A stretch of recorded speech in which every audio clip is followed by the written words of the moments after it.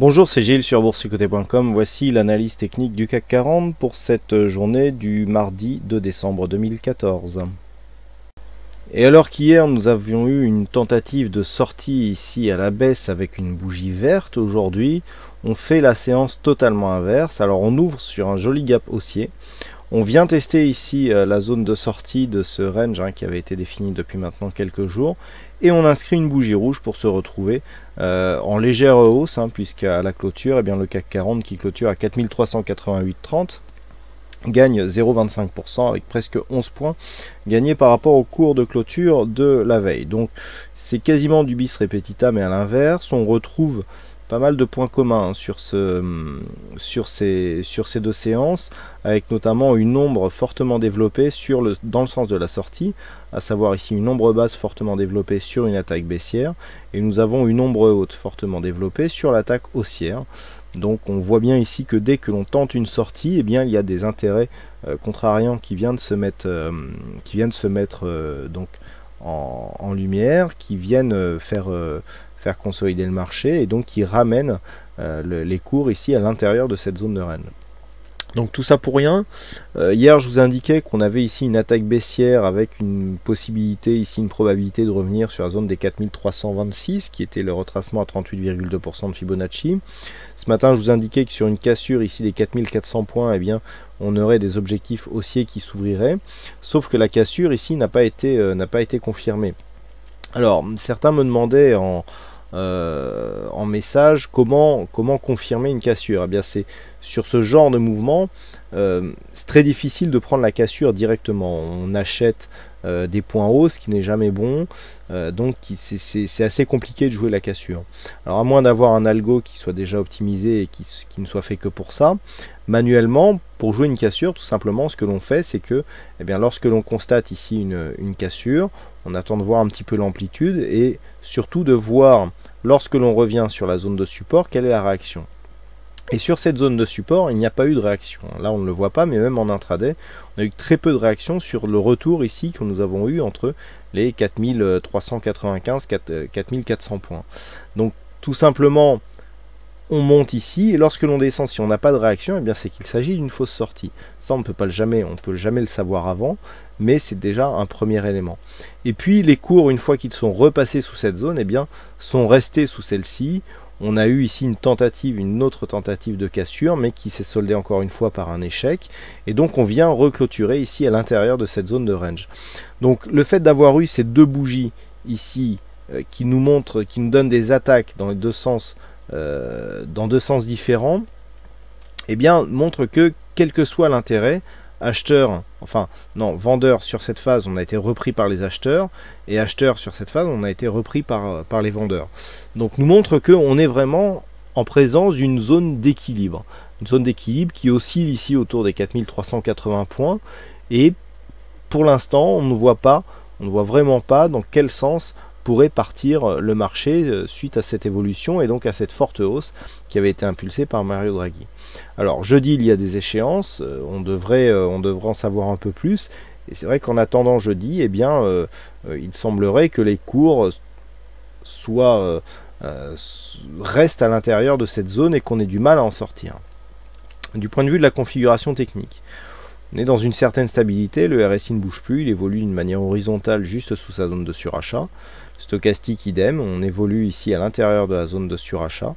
Et du point de vue du MACD, on évolue en baisse, du point de vue de la dynamique. Alors j'ai eu quelques questions sur le MACD concernant notamment le fait que je n'ai pas pu ouvrir le graphique Pro Real Time pour faire mon analyse d'hier, et donc je me sois rabattu en urgence un petit peu sur une plateforme MetaTrader 4.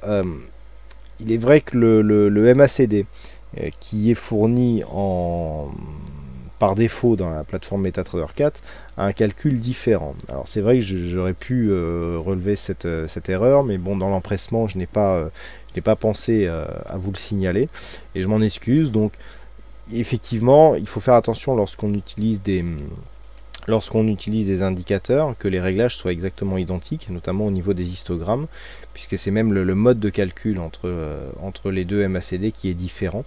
Hein, donc voilà, donc là on rectifie ici le graphe avec le MACD que l'on a l'habitude d'utiliser, et on voit effectivement une baisse de la dynamique qui est donc détectée par ce MACD et que l'on retrouve, alors qu'hier on avait toujours des histogrammes verts, tout simplement parce que les moyennes mobiles avec lesquelles ces histogrammes sont calculés ne sont pas les mêmes. Du point de vue des volumes, par contre, rien ne change. Hier, je vous indiquais une certaine stabilité. Bon, c'est exactement ce que nous avons. On a tout de même toujours en moyenne des volumes légèrement supérieurs lorsque les séances sont haussières. Donc c'est ce qui peut laisser une petite préférence à une sortie haussière de cette zone d'évolution. Alors sortie haussière qui n'aurait rien d'illogique, puisque si on regarde techniquement, on a une volatilité qui reste inférieure à la moyenne, ce qui favorise en général les biais haussiers. On a un stochastique qui reste ici en zone de surachat, ce qui est plutôt un signe de continuité dans la pression haussière, puisque on vient ici propulser l'indicateur dans la zone de surachat. On est maintenant depuis quelques temps, et on y reste, ce qui indique que cet indicateur, qui est un calcul mathématique, qui est ici en zone de surachat, donc qui est haut, normalement devrait appeler une phase de consolidation, sauf qu'il y a tellement de pression acheteuse qui subsiste sur ce mouvement qu'en fait, eh bien, l'indicateur reste dans cette zone.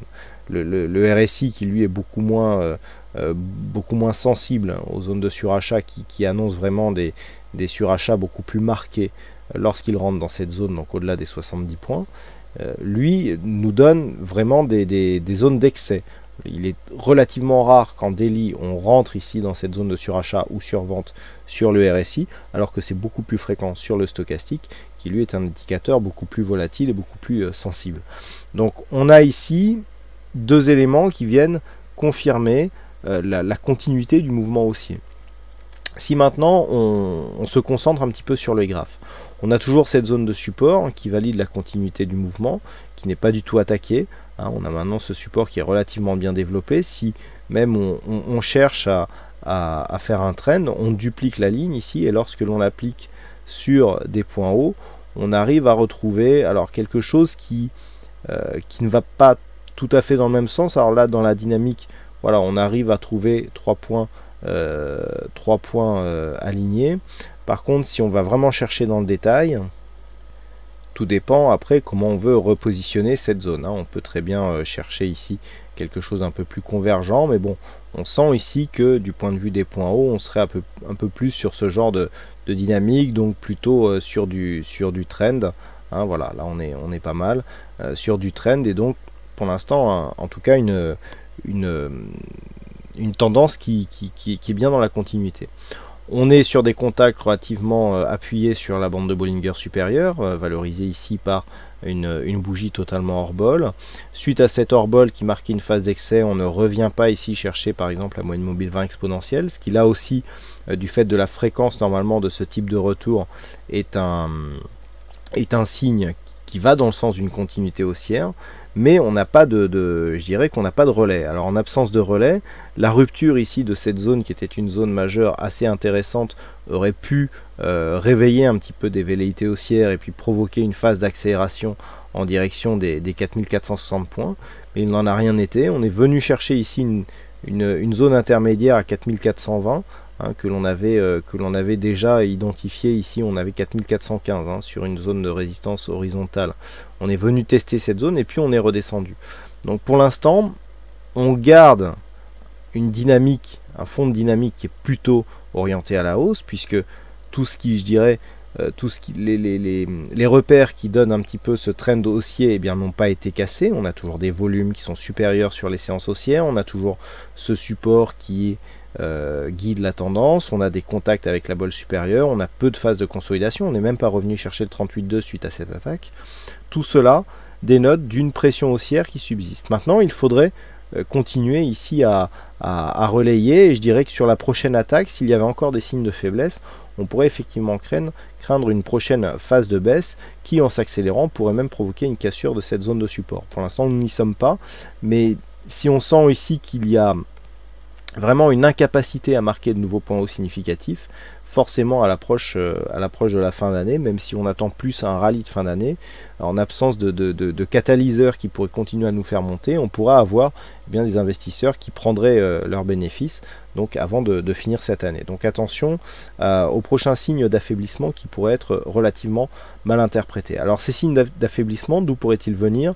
Eh bien tout simplement, comme je le disais, d'un manque ici d'agressivité sur cette zone hausse.